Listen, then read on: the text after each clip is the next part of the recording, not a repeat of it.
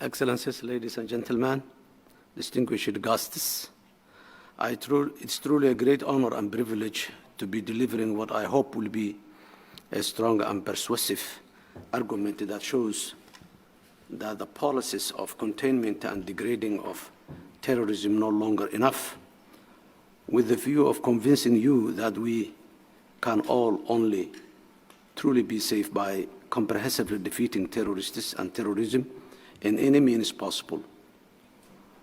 Were better for me to make this, thank you, were better for me to make this important and timely case than the internationally renowned Center for Strategic and International Studies right here in Washington, D.C. It is indeed a pleasure to be back in CSIS. I last participated in the statement forum in January 2013, where I spoke the future of governance of Somalia. At that time, there was no Shabab in Somalia. Today, like 2013, my argument is simple. Somalia has become a long way from a period of state collapse and lawlessness, yet we still have further to go and still face many challenges as we strive to once again stand tall and firmly on our 2 feet.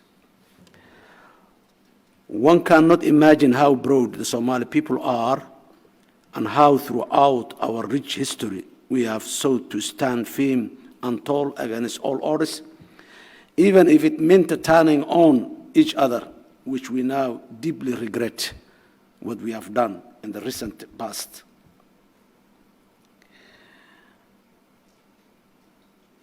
Somalia's most important challenge today to achieve its political and socio-economic ambitions is to end the repetitive saga of international terrorism in our soil, which has now been dragging for over 15 years.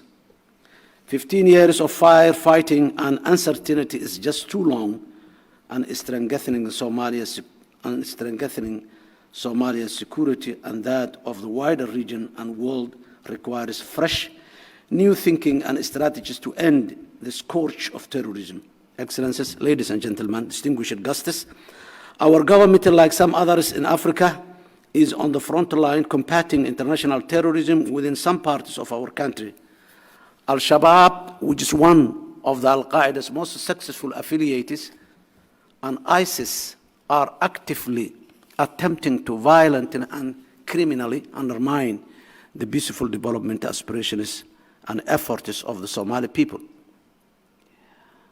While ISIS is relatively new and small in Somalia, the fundamental question that we must ask ourselves is why, after 15 years of the fight against terrorism, with billions of dollars spent and countless lives tragically lost, and even more sadly wounded, traumatized, is Al-Shabaab still alive?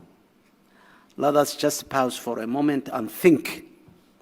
15 years of war against international terrorism, billions of dollars spent, countless lives lost. And this is despite the Somali government's actively fighting Al-Shabaab for the full 15 years and now fighting against ISIS too with the same ferocity and commitment. What is it that's missing from our national and international security strategies? Where have we gone wrong? How do we fix this untenable situation that we were in for the last 15 years? Having survived 3 attempts on my own life by Al-Shabaab, I do reflect on the matter of this vile group's survival regularly and seriously. We must all do the same too, because repeating the same old policies and strategies against an even evolving, agile terrorist enemy is not only a waste of time, resources, and effort, it will continue to expose us and the wider world to even greater danger, which threatens our life and our nations.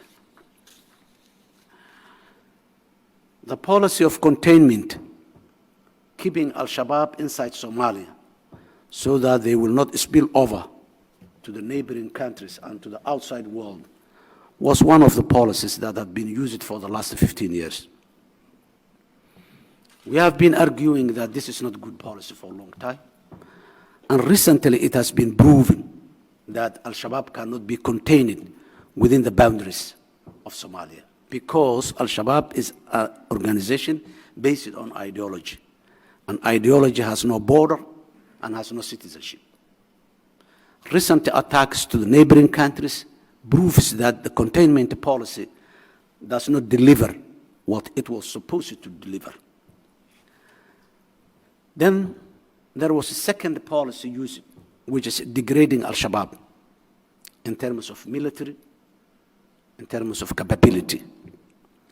This was much better than the containment policy. But itself, Shabaab has developed a coping mechanism. When you destroy today a training camp, in few weeks' time, the training camp is there intact again. When you kill a leader within the Shabaab ranks, he is replaced by another one who is more extremist than the one we eliminated. So it's not delivering the ultimate goal for the degrading of Al-Shabaab. In that line, so we need to think now. Yes, it is a bit difficult to countries, states, governments, nations to change strategies, to change approaches. We go through a very difficult process where many of our political leaders might not see the same way that some of us see. So it is an uphill battle that requires to be fought.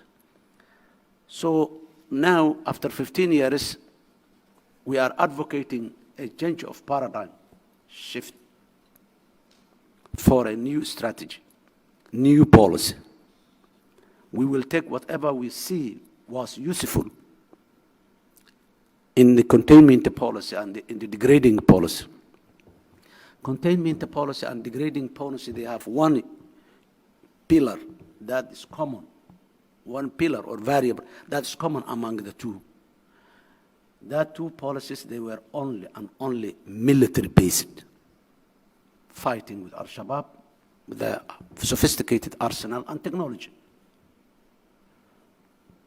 So that's important still. I will not say this is useful or we don't need it. Yes, we need it. But what I'm arguing is that it's not enough. We need to add the equation, another variables, so that something new comes. And then we have to have the capacity to be agile and change our tactics easily. Otherwise, they develop coping mechanism and they will react and it will not harm the way we want it to harm. So we need to be very mobile in terms of fighting Al-Shabaab and ISIS as well. We add the equation, the military we're still using, and it is the most important pillar in the fight against Al-Shabaab as of now. But what we add is that two more dimensions, which is ideological war. Since the Somali people, we are one ethnic group, we have one language, and we have one religion, Islam. In ethnicity, yes, we are Somalis, one ethnic group, but we are divided within the ethnic itself. We are clans, sub-clans, sub-clans, and we have loyalty or association to the clans and sub-clans more than the nation or the national level. So although we have homogeneous in that level, then we are divided within. But the faith, Islam, we are not divided. We all are Muslims, Sunni Muslims, Shafi'i school of thought. We all are common adherents. Yes, we have a problem since we lack a government that protects the religion from external ideas like the one of Al-Shabaab and ISIS. We have some interferences here and there. But that is the only factor that makes the Somali society stand up and sit down. So that's where they target. Now, in our fight against them, we have ideological war that telling them what Shabaab is propagating is not a true Islam. is not the right version of Islam. Islam does not kill the people, does not kill in masses, does not humiliate, does not loot their property. Principally, that's the essence of the Islam. And that's what they're all doing everywhere.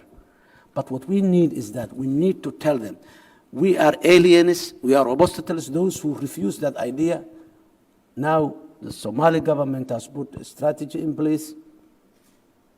We are telling the people, showing the people that Al-Shabaab is a group of mafia shrouded or covered with Islam, and we need to remove that cover and show the people how mafia they are. And that's what they are doing right now, destroying the water wells, the water catchments, kidnapping the kids from the villages, banning the village to punish those who say no. And that's, of course, anti-Islam.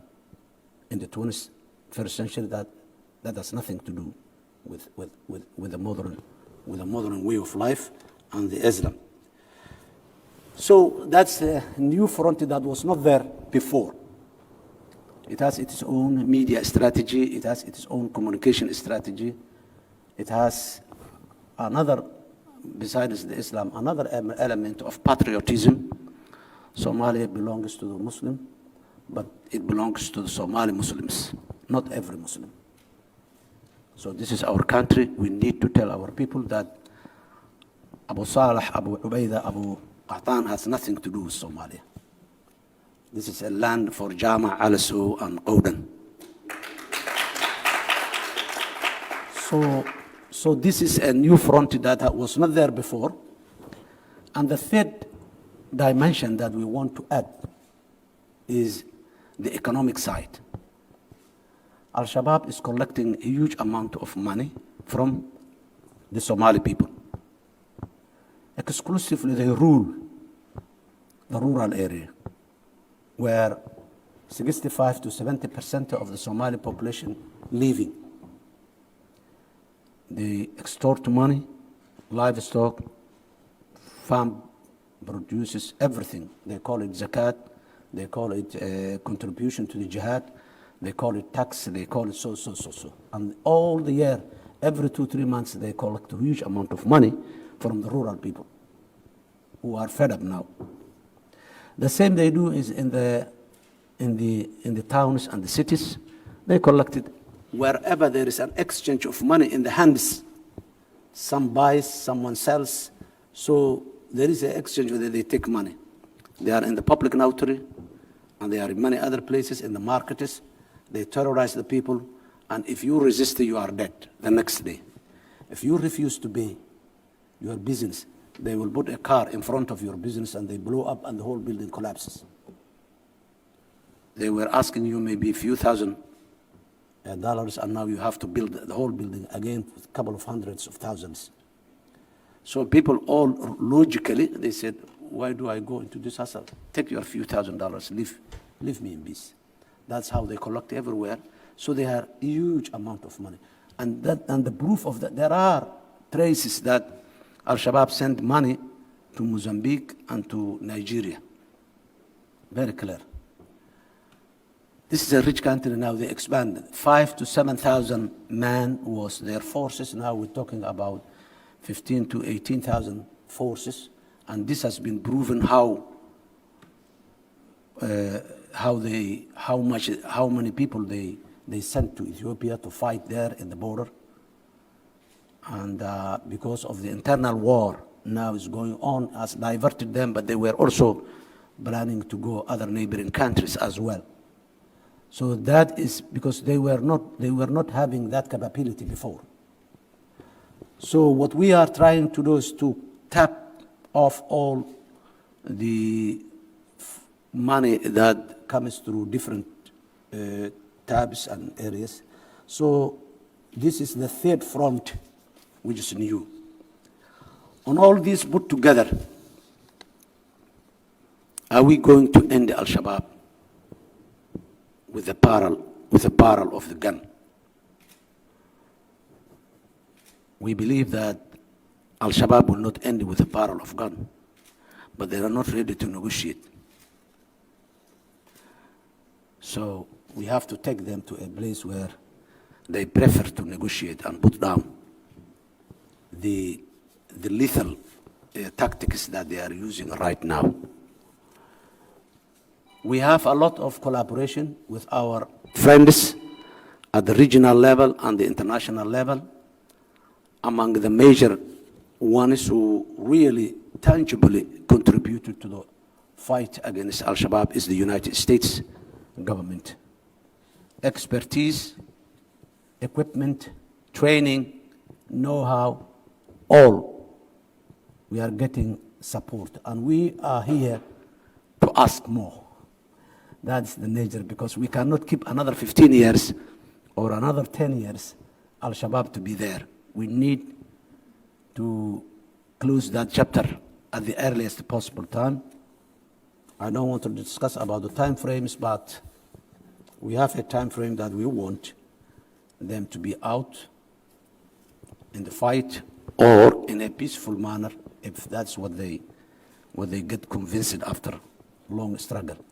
This is where we are, Excellencies, and I'm very glad to be here with you today and share with you where we are and what we are willing to do. Is a future aspiration. Challenges are too many, but opportunities are also too many. Wherever there is a challenge, there is an opportunity. There are a lot of missed opportunities. What we are struggling now is we need to avoid another missed opportunity again. Today, we have the backing and the support of the Somali people. Out of federal member states in Somalia, the people in 3 states are already fighting. Another one is preparing. They are in the preparation stage. And the 5th one is mainly their territory is not, Al-Shabaab is not there. Few ISIS are there, and we are going to help them even to eliminate the ISIS from their part as well. This is the situation, the overall picture of Somalia, and Somalia has the potential to be a peaceful and stable country with a lot of experience in fighting the terrorists throughout the world. I thank you very much.